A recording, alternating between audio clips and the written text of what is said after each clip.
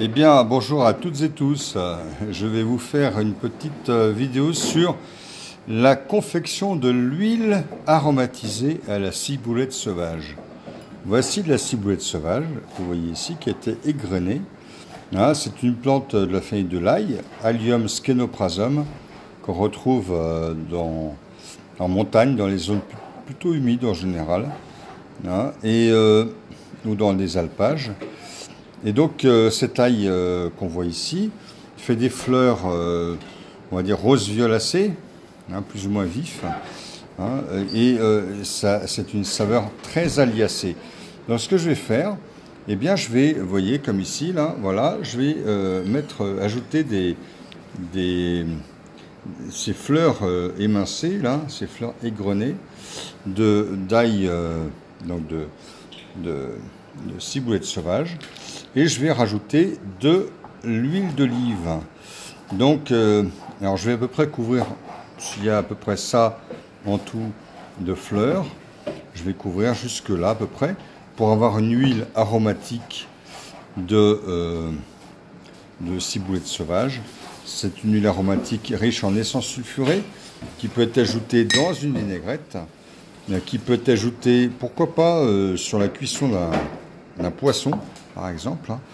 Et puis en plus, l'ail en question, cette ciboulette sauvage, riche en essence sulfurée, est bien sûr médicinale, c'est-à-dire anti-infectieux respiratoire, anti-infectieux par les essences sulfurées, anti-infectieux également digestif.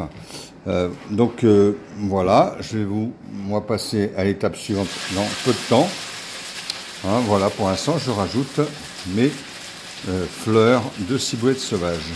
Alors voilà, nous avons mis toutes les fleurs que nous avions de cette ciboulette sauvage. Je vais vous montrer d'ailleurs à quoi ressemble la fleur en entier. Vous voyez, ça ressemble à ça. Bon là, elle est plutôt en bouton, on va dire. Elle va s'épanouir en fleurs violacées, donc en tube, un calice en tube.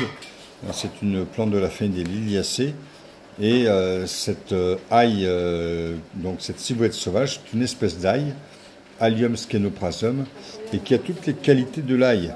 Donc les qualités gustatives, les qualités médicinales, puisque c'est une plante riche en essence sulfurée. Alors cette ail là, je vais l'ajouter en entier. Voilà.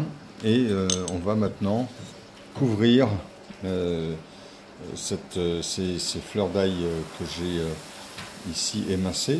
On va les couvrir avec de l'huile d'olive qu'on va laisser macérer pour faire une huile aromatique.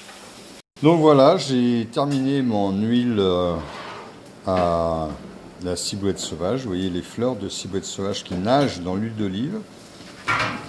On va macérer comme ça pendant pas mal de temps. À la limite, on peut même les laisser macérer indéfiniment, sachant que ça va livrer ses arômes à l'huile. Et cette huile aromatique pourra être utilisée ensuite dans des salades ou sur des grillades, par exemple. Ça va être tout à fait excellent. Comment associer les qualités médicinales d'un aliment aux qualités gustatives. Eh bien, je vous souhaite un bon appétit avec toute cette ciboulette sauvage macérée à l'huile d'olive.